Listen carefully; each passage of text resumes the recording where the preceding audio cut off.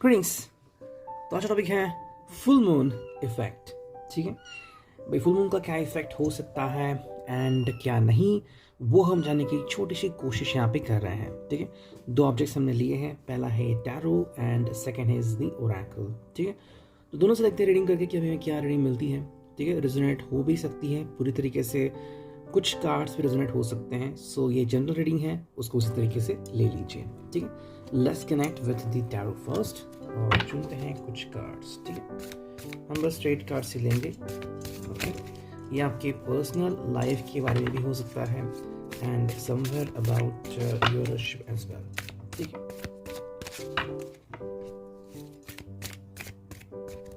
चलो ये तीन कार्ड आ गए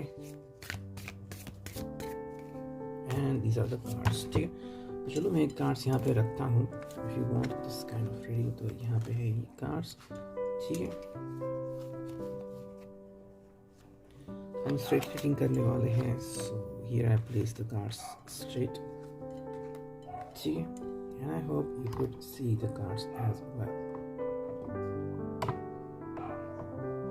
ठीक है, okay, let me handle this वे।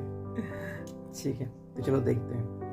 देखो कुछ कार्ड आपके सामने यहाँ पे रखे हैं मैंने and what does it mean, उसका हम थोड़ा सा जायजा लेते हैं यहाँ पे। ठीक है, यहाँ पे है six of wands, then six of swords, then we got the strength, then we got the five of pentacles, eight of cups, we got two of wands, queen of swords and eight of swords.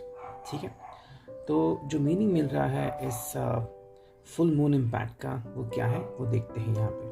ठीक है, देखो सबसे पहली बात तो six of wands की, six of swords की अगर हम बात करें, जेमिनी, लिब्रा, एक्वेरियस, तो कहीं ना कहीं पे कोशिश ये रहेगी इस फुल मून इम्पैक्ट के कारण कि रिश्ते से थोड़ी सी दूर जाने की या फिर जो हकीकत है उससे दूर जाने की कोशिश कोई कर सकता है। ठीक है, ये आप भी कर सकते हैं, कोई और भी कर सकता है। वजह है कि शायद जो रियलिटी है उसको अगर कोई एक्सेप्ट नहीं करना चाहता तो ये प्रॉब्लम हो सकती है।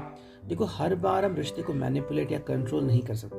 किसी को लगता है कि भाई वो इस रिश्ते को जैसे चाहे मैनिपुलेट करे या फिर हमेशा खुश रहें, तो नादानी होगी। जिंदगी में ऐसी कई सारी बातें होती है जिसको हम कंट्रोल नहीं कर सकते, ये उसी के बारे में है।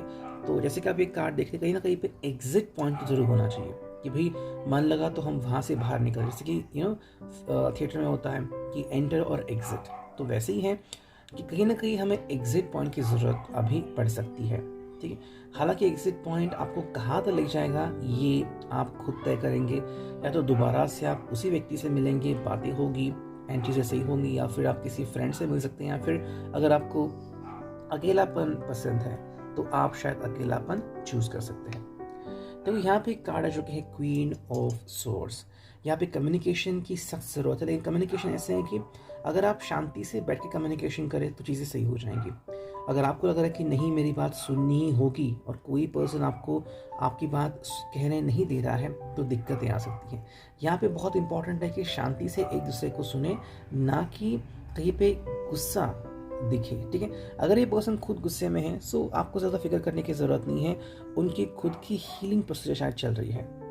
थोड़ा समय दें इनको, जब उनकी हीलिंग कंप्लीट हो जाएगी वो खुद ब खुद शांति से आपसे बात कर सकते हैं। Eight of sword, Gemini, Libra, Aquarius, ये फीलिंग अगेन वही दर्शाता है कि किसी ना किसी की हीलिंग वो जो है वो अधूरी रह गई है और वो हीलिंग होनी ज़रूरी है।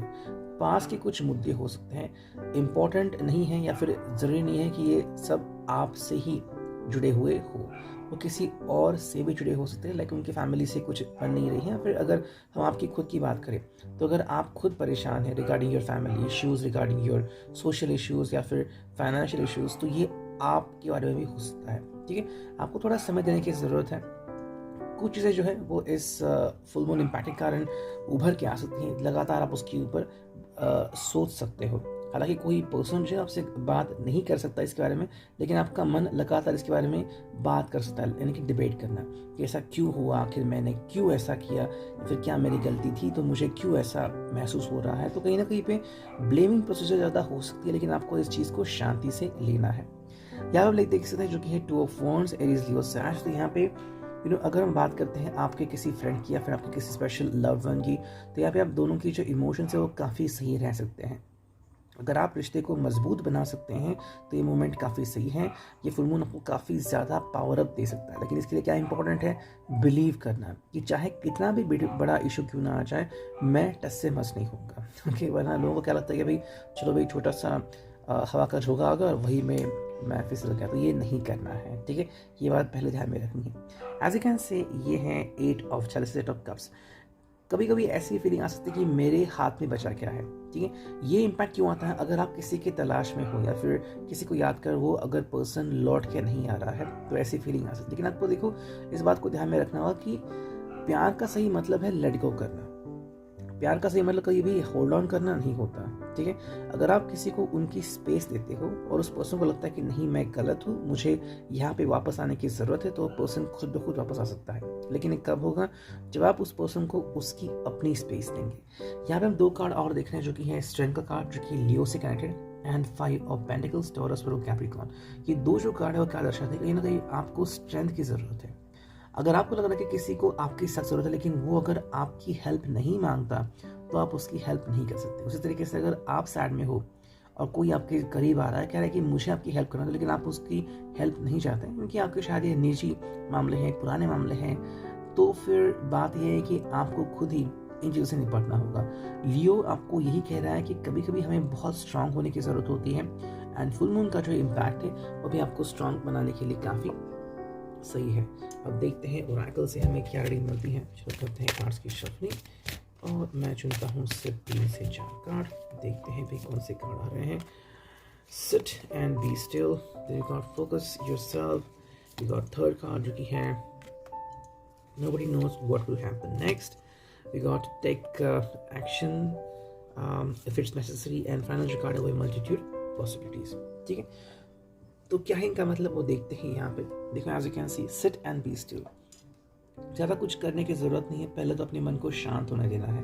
ठीक है, मून का इम्पैक्ट हमेशा मन के ऊपर रहता है, तो मन को शांत करना ही आपके लिए पहली और बेसिक प्रायोरिटी होगी। अगर आप मन को शांत नहीं कर पा रहे हो तो दिक्कतें आ सकती है। सेकंड जो कार्ड है nobody knows what will happen next, कि भाई आगे क्या होगा किसी को पता नहीं है। हाँ, हम चीज़ों के बारे में एनालिसिस कर सकते हैं, इनफैक्ट हम सोच सकते हैं या फिर अंदाज़ा लगा सकते हैं कि क्या हो सकता है, लेकिन एग्जैक्टली वही होगा या फिर इतने अनुपात में होगा ये हम कतई कह नहीं सकते। जैसे कहा है मल्टीट्यूड पॉसिबिलिटीज, भाई क्या होगा कैसे होगा, we don't know about it. शायद बहुत सारी चीज़ें एक साथ भी हो सकती हैं। मे बी अगर आपको लग रहा है कि रियूनियन तो हो भी सकता है, अगर आपको लग रहा है कि भाई और समय लगेगा तो लग भी सकता है। ये सारा डिपेंड है किस तरह से आप रिस्पॉन्ड करते हो उस पर्सन को। ठीक है, आपके रिस्पॉन्ड पे ऊपर ही वो चीज़ें सही है। जैसे कि फॉर एग्जांपल मान लेते हैं कोई बहुत ही अच्छा रनर है, लेकिन अचानक जब मोमेंटम आ गया उसके पैर में मोच आ गई, अब क्या वो दौड़ सकता है? तो जिसकी पॉसिबिलिटी लीस्ट थी, अगर वो अच्छा दौड़ जाए तो वो जीत सकता है। तो इसलिए है मल्टीट्यूड पॉसिबिलिटीज।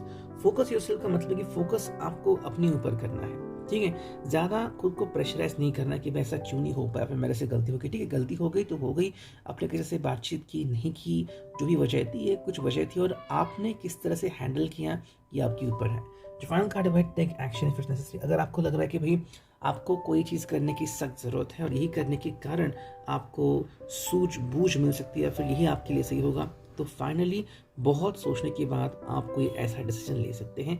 वरना अगर आप कोई डिसीजन लेने के मूड में नहीं है तो आपके लिए क्या इंपॉर्टेंट होगा, just sit and be still, शांत रहे, सोचे और उसके बहुत सारे सोचने के बाद ही आप कोई डिसीजन ले सकते हैं। Reading I hope it will resonate.